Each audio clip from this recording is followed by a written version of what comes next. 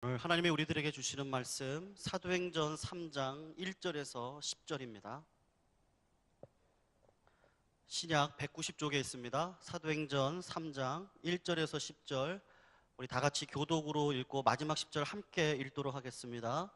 제가 먼저 1절 읽겠습니다. 제9시 기도 시간에 베드로와 요한이 성전에 올라갈새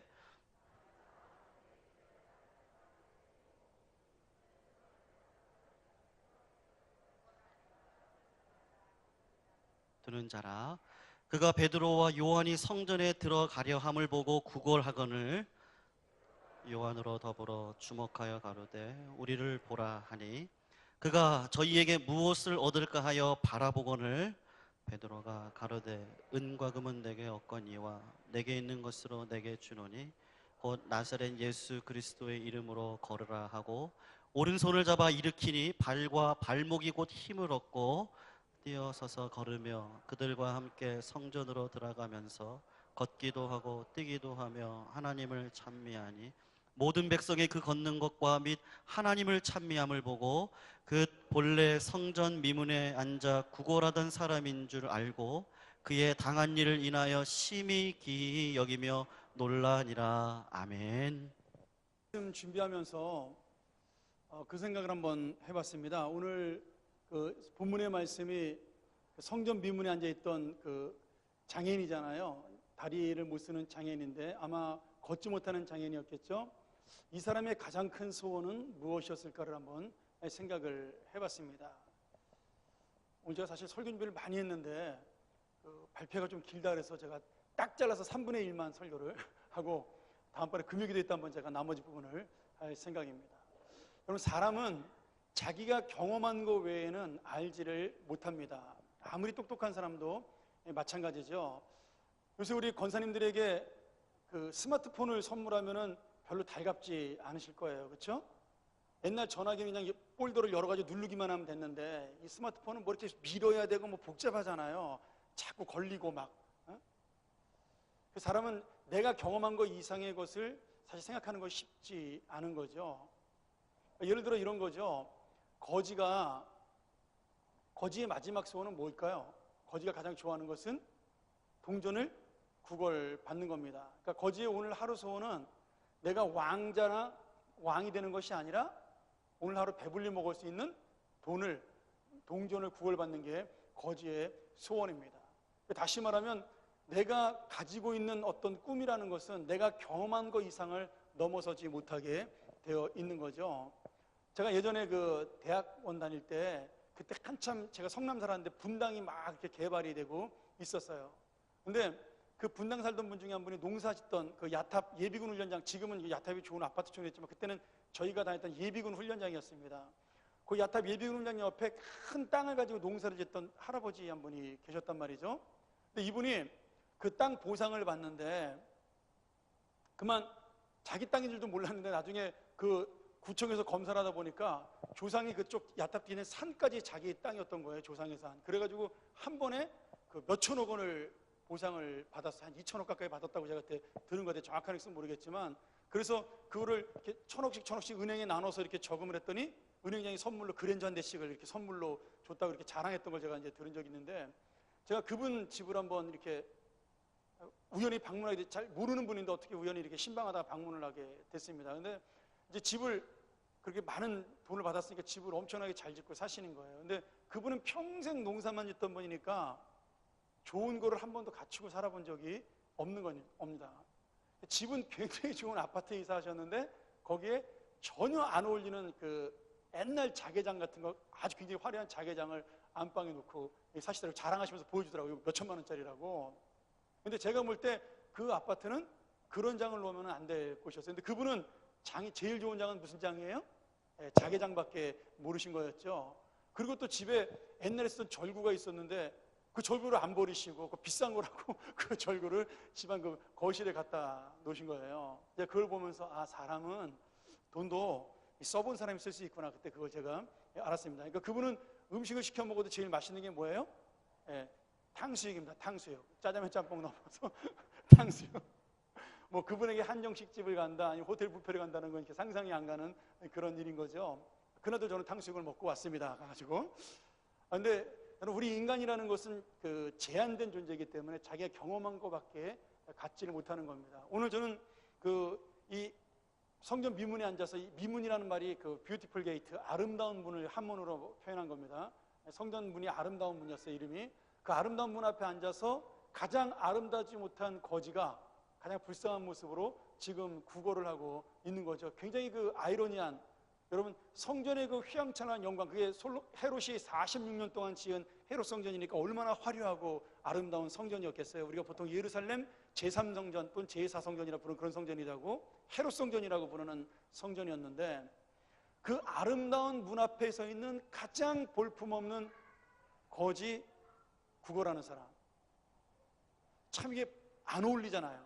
근데 놀랍게도 하나님은 그 안 어울리는 인생을 하나님의 은혜로 순식간에 그 아름다운 문에 어울리는 인생으로 바꿔준다는 거죠.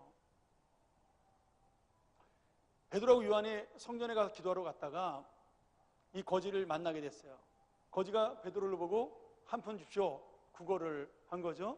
그랬더니 베드로하고 요한이 내가 너에게 무엇을 해주기를 원하느냐 이렇게 물어봤어요. 이 거지가 원하는 건 뭘까요?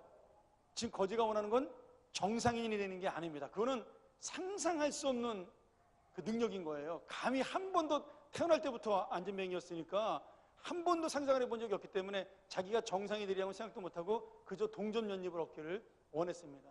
그때 베드로가 뭐라고 말씀하죠? 은과 금은 내게 없거니와 나사렛 예수 그리스도 이름으로 일어나 걸으라 이렇게 말씀하고 그를 일으켰어요. 그랬더니 그가 두 다리에 힘이 생기면서 벌떡 일어나는 놀라운 역사가 일어나게 되었죠. 여러분, 이 거지는 지금 한 번도 앉아있는 것에서 걷는다는 생각을, 일어선다는 생각을 해본 적이 없는 사람입니다. 한번 우리 입장을 바꿔놓고 생각을 해볼까요? 여러분, 우리 보릿고기 시절에 여러분의 소원은 뭐였죠? 우리 권사님들 보릿고기 시절에 소원이 뭐였어요? 쌀밥 배불리 먹는 거였어요. 그렇죠? 고구마 질리고 감자 질려서 옥수수 같은 거 먹기 싫어서 쌀밥 배불리 먹는 거였잖아요. 그때 무슨 뭐 청요리를 먹고 뭐 이런 생각 못 하잖아요. 그렇죠? 그저 그냥 김치에 이렇게 밥 한 술 먹으면 소원이 없겠다가 우리의 소원이었잖아요. 오늘 이 거지도 마찬가지인 거죠. 내가 지금 상상할 수 있는 소원의 한계라는 것은 결국 동전 면입을 얻어서 오늘 끼니를 해결하는 것이 그의 최대의 소원입니다. 내가 대통령이 되겠다, 왕이 되어보겠다, 재벌이 되어보겠다, 뭐 이런 것은 경험해 본 일이 없기 때문에 상상도 못하는 거죠. 근데 여러분, 놀라운 것은 우리가 하나님의 은혜를 받으면 내가 상상했던 것보다 훨씬 더 큰 놀라운 은혜가 우리 인생에 일어난다는 사실이에요. 오늘 여러분, 이 성전 미문에 앉아있던 이 거지는 그 아름다운 문과 정말 대조되는, 어떻게 보면 그 성전을 볼품없게 만드는 그러한 거지였지만, 오늘 예수 그리스도의 능력으로 그에게 하나님의 권세가 주어지니까 그 놀라운 권세로 말미암아 그는 일어섰고 그의 인생은 이제 성전에 걸맞는 아름다운 인생이 되었다라는 거죠. 여러분, 우리 인생이라는 게 하나님 나라에 맞는 인생이 아니었어요. 우리는 죄인이고 연약한 사람이었고 무능한 사람이었습니다. 아무것도 가진 것이 없는 사람이었는데 어느 순간에 내가 예수 그리스도의 은혜를 입고 났더니 나는 하나님 나라에 가장 어울리는 자로 이 자리에 앉아있게 된 것입니다. 제가 오늘 이 말씀을 준비하면서 우리 장로님 부부를 많이 생각을 했습니다. 우리 박 장로님 뭐 워낙 젠틀맨이시고 권사님 헌신적인 분이니까 우리야 뭐 당연히 선교가는 것이 이상하지 않다라고 생각할지 모르지만 하나님 편에서 보면 이건 기적입니다. 하나님을 몰랐다면 권사님과 우리 장로님이 이 좋은 시절에 이제 편히 살 수 있는데 여기서 이걸 떠나서 중국으로 가시겠어요? 이게 바로 예수의 능력이라는 거죠. 예수의 어떻게 보면 은혜라는 거죠. 여러분 한번 잘 생각을 해보세요. 지금 이 거지는 가장 의지하는 것이 무엇이었어요? 은과 금이었습니다. 아마 은과 금도 생각 못했을 거예요. 동전 뭐 한 데나리온 정도였을 겁니다. 그것이 바로 자기를 유지시켜주는 인생이라고 생각을 했고 희망이라고 생각을 했어요. 이 사람은 베드로와 요한에게도 돈을 구걸했습니다. 지금 이 사람의 소망은 돈을 조금이라도 모아서 인간답게 살아보는 거였어요. 정상인으로 살아보는 것이 아니라 배고프지 않게 사는 것이었습니다. 근데 베드로와 요한은 가난했기 때문에 돈이 없었어요. 그러나 그 베드로와 요한은 그 거지가 갖지 못한 권세, 다시 말하면 하늘이 주신 그 놀라운 권세, 그 아름다운 성전보다 더 아름다운 하나님의 권세를 가지고 그 권세로 그 안진뱅이를 일으켜 세움으로 그 안진뱅이에게도 또 똑같은 권세를 주었고 하늘나라에 어울리는 사람이 되게 만드셨다라는 거죠. 오늘 여러분, 이 거지는 지상의 양식만 구했어요. 한 푼의 동전만 구했는데 예수 그리스도의 이름은 그가 알지 못하는 하늘의 생명 양식과 그리고 놀라운 영원한 생명까지도 같이 얻게 된 것입니다. 여러분, 우리도 아무 권세가 없어요. 아무것도 없는 사람들입니다. 근데 우리를 통해서 하나님께서 하나님의 권세를 다른 사람들에게 전해주는 역할을 주신 겁니다. 그것이 바로 오늘 장로님 대회가 떠나시는 중국의 선교시고 우리가 캄보디아 다녀온 이유입니다. 여러분, 하나님 주는 우리에게 많은 권세가 있어요.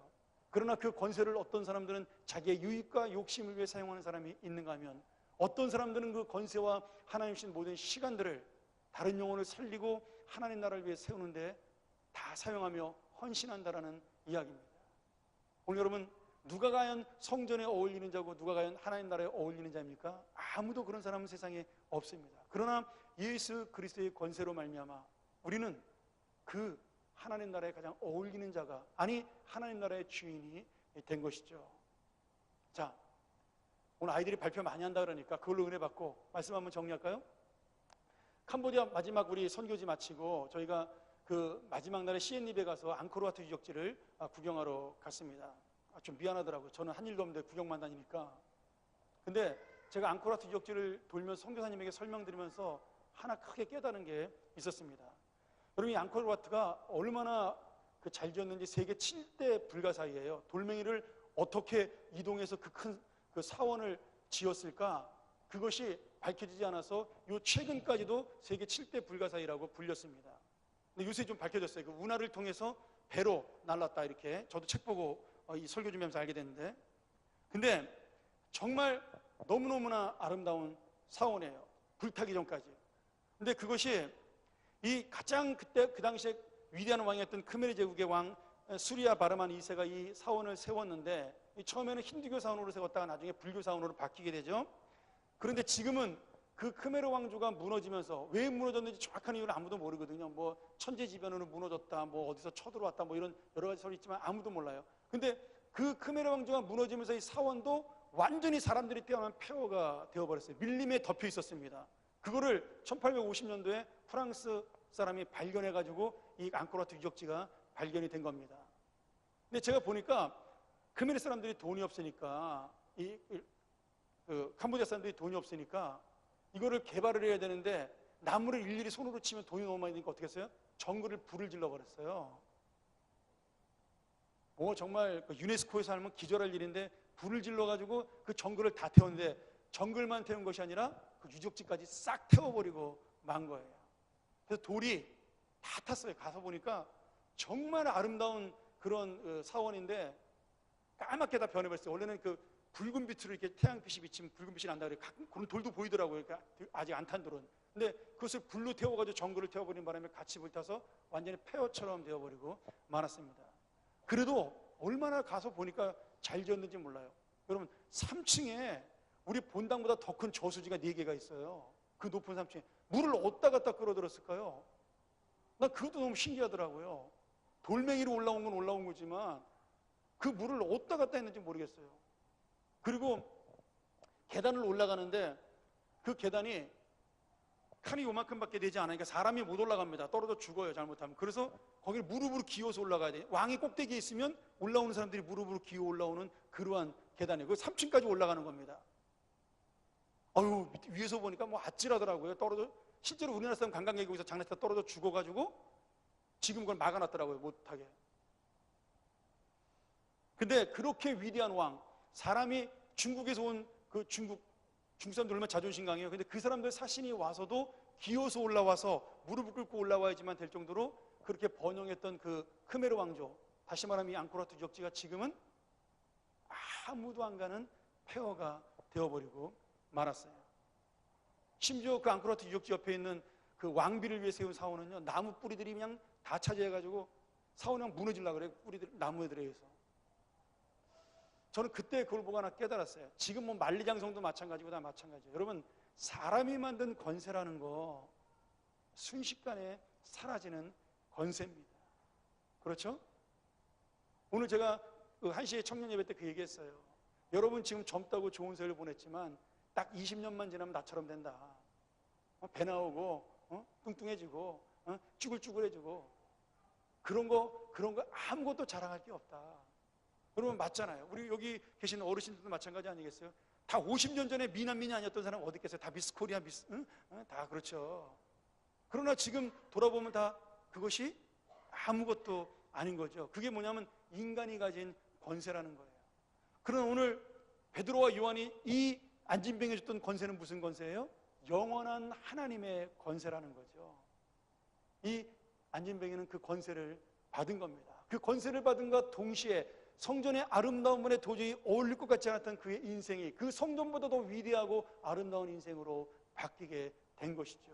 오히려 참된 하나님을 찬미하는 성전이 된 겁니다. 여러분, 세상에 삐까번쩍하는 것들이 많이 있습니다. 이번에 우리 집 앞에 있는 그 서대문 그 사거리에 서대문 고가도로 철거했잖아요. 철거고 나니까 그동안 안 보였던 빌딩들이 보이는데, 야, 난 농협 빌딩이 그렇게 이쁘게 잘 지은지 몰랐어요. 옆에 있던 신라 호텔 뭐 스테이 호텔인가요?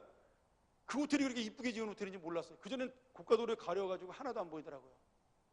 근데 고가도로 무너지고 나니까요, 그 건물이 진짜 아름다운 건물로 보이더라고요. 여러분, 우리 인생이 그런 인생이라는 거예요. 죄와 허물로 가리워졌고 세상의 근심과 걱정으로 가리워지고 있지만 예수 그리스도가 내 안에 있으면 그 예수 그리스도의 힘으로 있는 그 권세는 가리워진 것이지 없어진 것이 아니라는 거예요.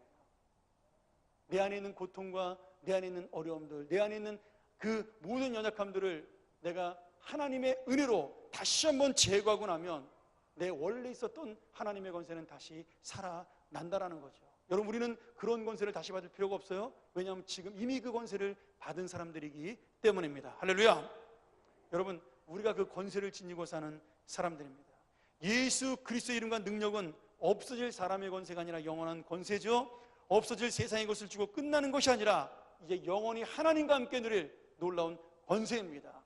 성전보다 아름다운 그런 나의 인생을 다시 새롭게 만들어주는 하나님의 권세가 우리에게 있습니다. 오늘 단순히 병을 고친 것으로 끝나지 아니하고 이 예수 그리스도의 권세를 힘입고 그 인생을 주님을 참여 살아나가는 그 안진뱅이의 놀라운 역사가 우리 인생의 역사가 되기를 주의 이름으로 간절히 축원합니다. 할렐루야. 우리 기도하죠.